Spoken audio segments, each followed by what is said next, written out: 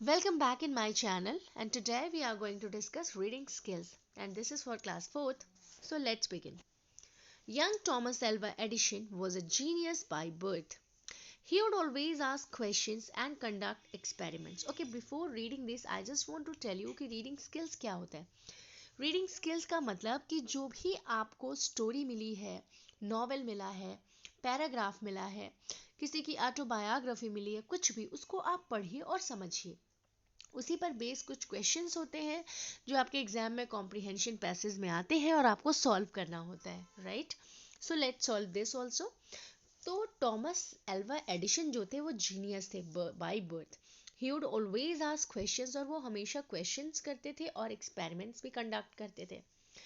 When he was 4 years old, सबसे पहले तो हमें उसकी मीनिंग समझनी चाहिए जिससे कि हम आंसर को ईजिली कर सकें. तो जब वो 4 साल के थे, he one sat on a goose egg. वो गूज के अंडे पर बैठ गए ये देखने के लिए कि वो उसे उनसे हैच होता है या नहीं. As a young boy he had trouble sitting still in class. जब वो यंग बॉय थे तो ही हैड ट्रबल, उनको बहुत कष्ट होता था सिटिंग स्टिल इन क्लास, शांति से क्लास में बैठने में. So his mother took him out of school, इसलिए उनकी मम्मा उनको स्कूल से बाहर ले गई and educated him at home, और घर पर ही उनकी शिक्षा की. He was naturally curious and fast learner. वो बहुत ही क्यूरियस और बहुत तेजी से सीखने वाले बच्चों में से थे. एट द एज ऑफ 12, जब वो 12 साल के हुए, he started his first job. तभी उन्होंने अपनी पहली नौकरी शुरू कर दी. ही सोल्ड न्यूज पेपर्स, उन्होंने न्यूज़ पेपर्स बेचे. फूड एंड टॉफीज भी बेची ट्रेन में. व्हेन ही टर्न 15, जब वो 15 साल के हो गए, Thomas was selling his own weekly paper. वो खुद के वीकली पेपर बेचा करते थे. दैट ही प्रिंटेड हिमसेल्फ, जिसे वो खुद ही प्रिंट करते थे. The news paper carried news about the people who travelled और वर्कड इन अ ट्रेन. और ये वीकली पेपर जो होता था वो उन लोगों के लिए होता था जो ट्रेन में ट्रैवल करते थे या काम करते थे. By the time he turn 21, और समय के साथ ही वो 21 साल के हो गए. 1868 में Thomas had invented N automatic vote counter. उन्होंने एक ऑटोमेटिक वोट काउंटर को इन्वेंट किया और उनको अपना फर्स्ट पेटेंट मिला. अब patent is issued by the government. अब पेटेंट क्या होता है? ये गवर्नमेंट द्वारा इशू किया जाता है, जो किसी भी आविष्कारक को दिया जाता है. The sole to right to make or sell his idea, जिसमें उनको ये पूरा अधिकार होता है कि वो अपने जो भी उनका इन्वेंशन है या अपनी आइडिया है उसको वो बेच सके. The machine was not a success as very few people wanted it. ये मशीन बहुत ज़्यादा सफल नहीं रही क्योंकि बहुत ज़्यादा लोग मांगते नहीं थे. जब 30 साल के हुए तो इन्होंने अपनी लेबोरेटरी खुद स्थापित की इन न्यू जर्सी में मेनलो पार्क टाउन में. He then went on to invent the tin foil phonograph. और इन्होंने फिर टिन फॉयल फोनोग्राफ और इलेक्ट्रिक लाइट बल्ब का आविष्कार किया.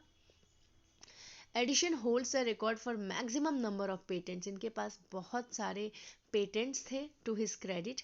ही was also known as the wizard of the Menlo Park, और इनको मेनलो पार्क का विजर्ड कहा जाता था. ठीक है. So let's solve the question. What kind of person was Edison when he was young child? So Edison was very curious child और genius child, right. तो आप यहाँ से लिख सकते हैं Edison was a genius, right. Which kind of person? He was genius. Who asks questions and does experiments. ठीक है. Who asks questions and conduct experiments. You can write from there. Next question. What did Thomas do when he was 4 years old? जब वो 4 साल के थे तब उन्होंने क्या किया ये आपको बताना है. So when he was 4 years old, he sat on a goose egg. ठीक है. जब वो 4 साल के थे, when he was 4 years old, he once sat on a goose egg, right, to see if it would hatch. Who sold newspaper in the train? You know that Thomas Alva Edison sold newspaper in the train. Next question. What do you understand by a patent? This is given here. Answer is given here. A patent is issued by the government that gives an inventor the sole right to make or sell his her own ideas. ठीक है. Now the next question. Why was Edison known as the Wizard of Menlo Park? He is known as the Wizard of Menlo Park because he has the record of maximum number of patents to his credit, right. Next question. Read the recipe and answer the question that follow. यहाँ पे chef chocolate cake बना रहे हैं। उनकी जो ingredients है उसमें है 1 cup of flour, half cup of butter, 3 eggs. Okay, now 4 tablespoons of chocolate powder, a few drops of vanilla essence, 1 tablespoon of baking powder, 3 tablespoons of sugar. Methodology: beat the eggs with an egg beater, melt the butter and add it to the beaten eggs, add vanilla essence and mix well. Take the flour in a bowl, mix in a baking powder and chocolate powder, gently mix in the flour in the butter egg mixtures. Preheat an oven. Transfer the cake mixture in baking tin and put it in the oven. Let it bake for about half an hour. Insert a needle in the cake. If it comes out clean, the cake is ready. So ये methodology है. Now let's do the question answer. What do you need more?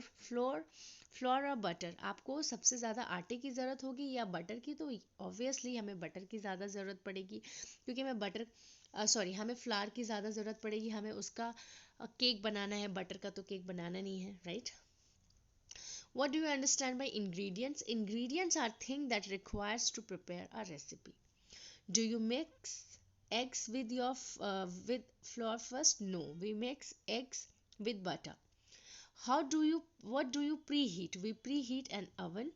What do you know? How do you know the cake is ready? We insert a needle, right? If a needle comes out clean from the cake, it means the cake is ready. Make a list of ingredients used in the recipe, so you all can write: 1 cup of flour, half cup of butter, 3 eggs, 4 tablespoons of chocolate powder, a few drops of vanilla essence, 1 tablespoon of baking powder, 3 tablespoons of sugar. So you can write here in the given space. Now, read the given stanza and answer the questions that follow. A tree that looks at God all day and lifts her leafy arms to pray. A tree that may in summer wear a nest of robins in her hair, upon whose bosom snow has lain, who intimately lives with rain. Poems are made by fools like me, but only God can make a tree. सो इसका मतलब ये हुआ कि एक tree जो होता है, that looks, जो देखता रहता है पूरे दिन भगवान को, and lifts her leafy arms to pray, और जो उसके लीफी आर्म्स होते हैं वो उनको उठा करके भगवान के लिए प्रार्थना करता है. A tree that may in summer wear, ठीक है, a nest of robins in her hair. एक ट्री जो होता है वो गर्मियों में क्या पहनता है? रॉबिन के जो हेयर होते, नेस्ट ऑफ रॉबिन्स मीन्स जो रॉबिन के घोंसले होते हैं वो अपने बालों में पहनता है. Upon whose bosom snow has लेन, और जिसके ऊपर जो होता है स्नो भी पड़ी रहती है. Who intimately lives with rain, और जो कि इंटीमेटली लिव्स और रहता है किसके साथ? बारिश के साथ. पोएम किसी मेरे जैसे एक बेवकूफ़ ने बनाई है, but only God can make a tree, लेकिन भगवान ही एक पेड़ को बना सकते हैं, right? So when does the tree wear nest of robins? Obviously in summer season. Which word in the text means closely, ठीक है, तो इंटीमेटली, इंटीमेट करना, ठीक है, closely. Who can make a tree? Obviously God. Okay, so thank you so much for watching. Bye everyone.